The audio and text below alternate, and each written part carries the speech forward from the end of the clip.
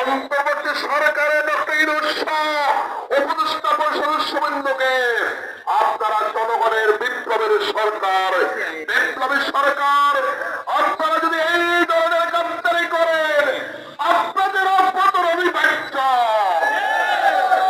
আমরা হুঁশিয়ার করে বলতে চাই, বাংলাদেশে অনতিবিলম্বে জনগণের যে দাবি, আগামী দিনে এই দেশে শেখ হাসিনাকে সকল খুনিদের বিচার করতে হবে। জুলাইয়ের সনদ জনগণের যে নিয়ম সেন্টিমেন্ট অনুযায়ী হতে হবে। মধুগোলা জুলাইয়ের সনদ করলে এই জুলাইয়ের সনদ আমরা মেনে দিব না। ছাত্র জনতাকে নিয়ে আমরা আবার দুর্বার আন্দোলন গড়ে তুলব। প্রিয় রামগতি কমলনগরবাসী, আমরা রামগতি কমলনগরকে সুন্দর একটি উপজেলা করতে চাই। আমরা আজকে জামাতের পক্ষ থেকে বার্তা দিচ্ছি, আমাদের আমির জামাত বলেছে বাংলাদেশকে আমরা সন্ত্রাস মুক্ত বাংলাদেশ করব, চাঁদাবাজ মুক্ত বাংলাদেশ করব, মাদক মুক্ত বাংলাদেশ করব।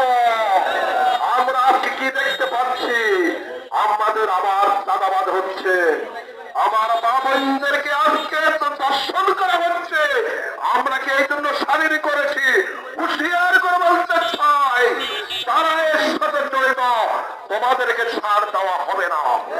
তোমাদের জন্য আমরা আরো একটি বিপ্লব করব, আরো একটি যুদ্ধ করব।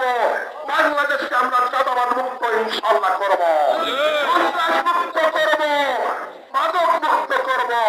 আমাদের মা বোনদের আর ইজ্জত আমরা রক্ষা করব। এই জন্য প্রিয় দেশবাসী, আসুন আগামী দিনে জামাত ইসলামী এই দেশে ইসলামী রাষ্ট্র কায়েম করতে চায়, কোরআনের সমাজ কায়েম করতে চায়। এর মাধ্যমে শান্তি আসতে পারে, মানব পরিচিত মতো শান্তি আসবে না, আসা সম্ভব না।